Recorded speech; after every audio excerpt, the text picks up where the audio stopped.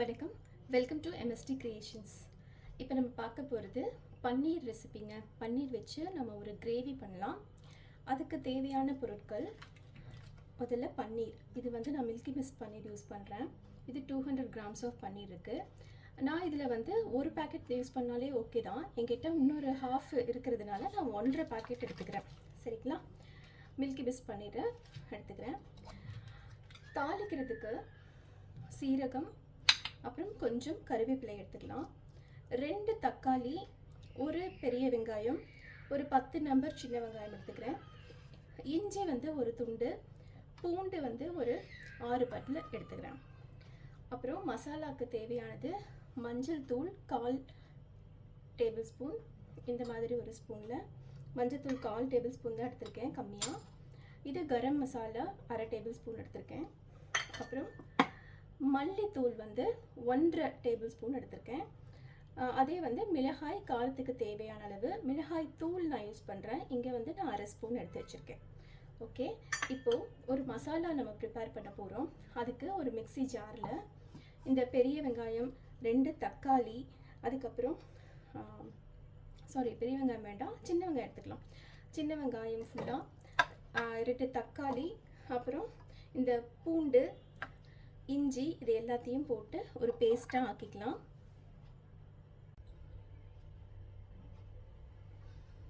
இப்போ ஒரு கடாய் வச்சுக்கலாங்க. இந்த கடாயை ஸ்டவ் ஆன் பண்ணிவிட்டு வச்சுருங்க. நான் இப்போ இந்த கிரேவிக்கு தேவையான அளவு தேங்காய் எண்ணெய், அது வந்து ஒரு 2 டேபிள் ஸ்பூன் ஊற்றிக்கிறேன்.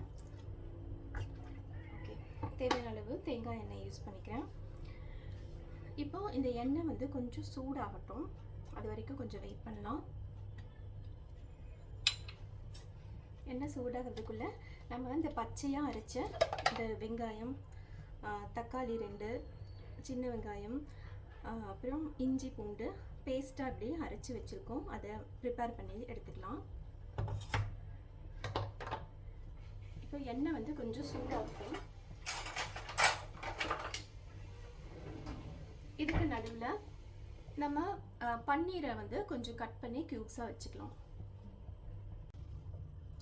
எண்ணெய் வந்து சூடாயிடுச்சுங்க. இந்த டைமில் நம்ம சீரகம் சேர்த்துக்கலாம். சீரகம் 1 டேபிள் ஸ்பூன் நான் சேர்த்துக்கிறேன்.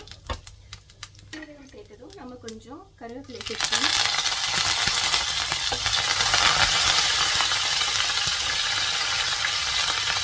இப்போ கருவேப்பிலை சேர்த்ததும் நம்ம இந்த மசாலா பேஸ்ட் இருக்குல்லையோ அதை நம்ம ஆட் பண்ணலாம்.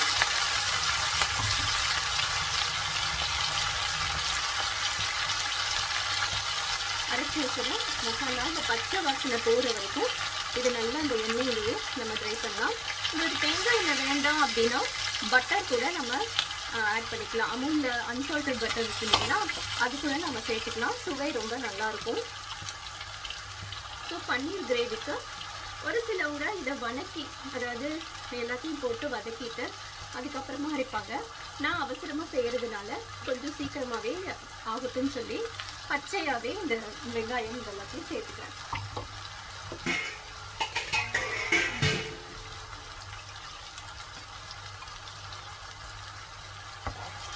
இந்த வெங்காயத்துடைய வாசம் போகிற வரைக்கும் நல்லா நம்ம எண்ணெயில் வதக்கி எடுத்துக்கிறோம்.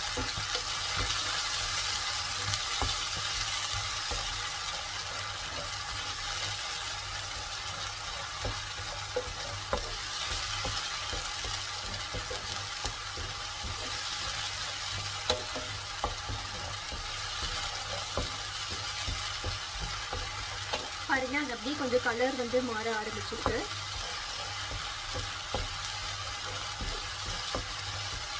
இன்னும் கொஞ்சம் நேரம், ஒரு 5 நிமிஷம் சேர்த்து வதக்கிறோம்னா அந்த பச்சை வாசனைலாம் போயிடும். அப்புறம் எண்ணெய் வந்து இப்போவே கொஞ்சம் பிரிஞ்சு வர ஆரம்பிச்சிருச்சு. இருந்தாலும் இன்னும் கொஞ்சம் நேரம் வைக்கலாம். நமக்கு அந்த ஸ்மெல்லையே டிஃப்ரென்ஸ் தெரியும். உங்களுக்கு பச்சை வாசனை போயிடுச்சா அப்படின்றது. நல்லா வதக்கிக்கணும். இந்த டைமில் நம்ம மஞ்சள் தூள் மட்டும் இப்போ நான் ஆட் பண்ணுறேன். இது ஆல்ரெடி எடுத்து வச்சுருக்கிறேன். அந்த 1/4 ஸ்பூன் மஞ்சள் தூளை நான் சேர்த்துக்கிறேன். மஞ்சள் தூள் நிறைய போட வேண்டிய அவசியம் இல்லைங்க, கொஞ்சமாக போட்டிங்கனாலே போதும்.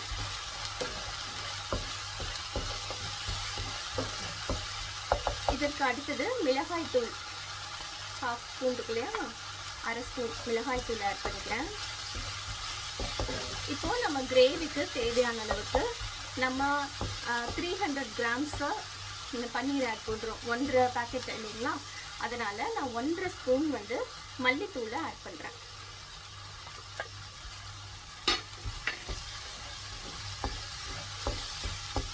சூப்பரான ஸ்மெல் வருதுங்க.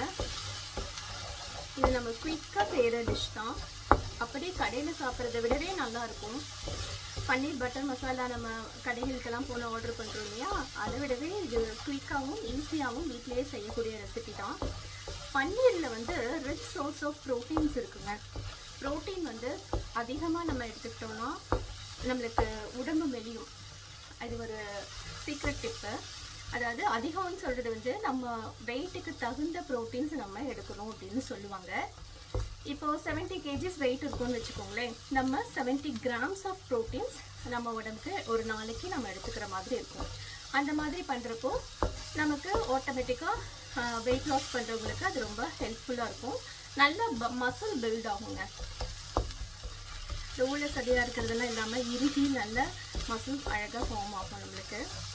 ப்ரோட்டீன் வந்து ஒரு ஃபுல் மீலாக நம்ம எடுக்கிறப்போ இது மாதிரி ப்ரோட்டீன் பன்னீர் மூலமாகவோ இல்லை அதர் சோர்ஸ்னாலேயும் நம்ம எடுக்கிறப்போ நம்ம ரொம்ப எனர்ஜெட்டிக்காக ஃபீல் பண்ணுவோம். நாள் ஃபுல்லாக நல்ல ஃபில்லிங்காகவும் இருக்கும். ஸ்டொமக்குக்கு வந்து எந்த பிரச்சனையும் இருக்காது, நல்ல ஃபில்லிங்காக இருக்கும். இங்கே பாருங்கள், எண்ணெயில் நல்லா பிரிஞ்சு வந்துருச்சு. இந்த டைமில் நம்ம பன்னீர் க்யூப்ஸை ஆட் பண்ணிக்கலாம். அவ்வளோதான்.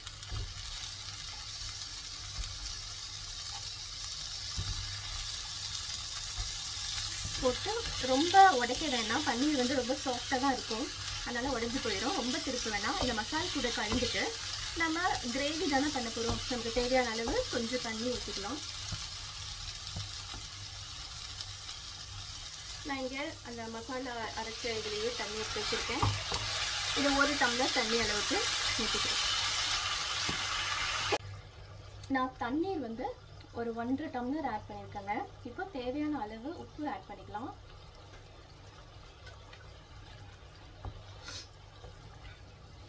உங்களுக்கு கிரேவி என்ன கன்சிஸ்டன்சியில் வேணுமோ அந்த அளவுக்கு நீங்கள் தண்ணி சேர்த்துனா போதும். நான் கொஞ்சம் அதிகமாக தான் தண்ணி ஊற்றிருக்கேன். இது நல்லா கொஞ்சம் வெந்து வரட்டும். இப்போ டேஸ்ட் பார்த்துக்கோங்க, உங்களுக்கு காரம் போதுமான, இல்லைன்னா காரத்துக்கு இன்னும் கொஞ்சம் வேணும்னா மிளகாத்தூள் கொஞ்சம் ஆட் பண்ணிக்கலாம் நீங்கள். எனக்கு காரம்லாம் கரெக்டாக இருக்குங்க. ஸோ நான் என்ன பண்ணுறேன், இந்த பன்னீர் வேகிறதுக்காக ஒரு மூடி போட்டு அதை அப்படியே மூடி வச்சிடுறேன்.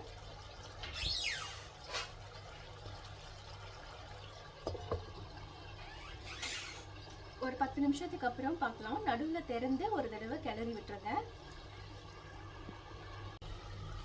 இப்போ இதை மூடி ஓப்பன் பண்ணி பார்க்கலாம். பாருங்கள், எண்ணெய்லாம் கொஞ்சம் சைடில் ஃபுல்லாக பிரிஞ்சு வந்துருக்கு. இந்த கன்சிஸ்டன்சி எனக்கு போதும். பன்னீரும் நல்லா வெந்துருச்சு. இந்த டைமில் கரம் மசாலா 1/2 ஸ்பூன் வச்சுருக்கோம் இல்லையா, அதையும் ஆட் பண்ணிடுவோம். இதுக்கு லாஸ்ட்டாக தாங்க கரம் மசாலா போடணும், அப்போ தான் நல்லாயிருக்கும். ஜஸ்ட் இது மட்டும் பண்ணிவிட்டு இப்போ சப்போஸ் நம்ம நிறைய தண்ணி ஊற்றிட்டோம் அப்படின்னா, இப்போ எனக்கு கரெக்டாக வந்திருக்கு. கிரேவி சூப்பராக இருக்குது, தொட்டு சாப்பிட்ற அளவுக்கு. இது சப்பாத்திக்கு ரொம்ப நல்லாயிருக்கும். சப்போஸ் கிரேவி உங்களுக்கு ரொம்ப தண்ணியாக வந்துச்சு அப்படின்னா அதை காம்பன்சேட் பண்ணுறது எப்படின்னா, ஒரு 5 கேஷ்நட் முந்திரி பருப்பு எடுத்துக்கோங்க. அது நல்லா அரைச்சி இதில் கலந்துட்டிங்கன்னா உடனே இது திக்கன் ஆயிரும். இன்னும் டேஸ்ட்டை என்ரிச் பண்ணி நம்மளுக்கு கொடுக்கும். வேணும்னா கசூரி மேத்தி ஒரு பிஞ்ச் எடுத்து இதில் போட்டுக்கலாம். அதாவது காய்ந்த வெந்தய இலைகள், கசூரி மேத்தி. நான் அதெல்லாம் எதுவுமே ஆட் பண்ணலங்க. நான் இப்போது இதை அப்படியே வைக்க போகிறேன். இப்போ சூடான சுவையான ரொம்ப ஹெல்த்தியான ப்ரோட்டீன் ரிச் பன்னீர் கிரேவி ரெடி ஆயிடுச்சு. உங்களுக்கு பிடிச்சிருந்தா please like, share and subscribe to my channel. Thanks for வாட்சிங். நன்றி.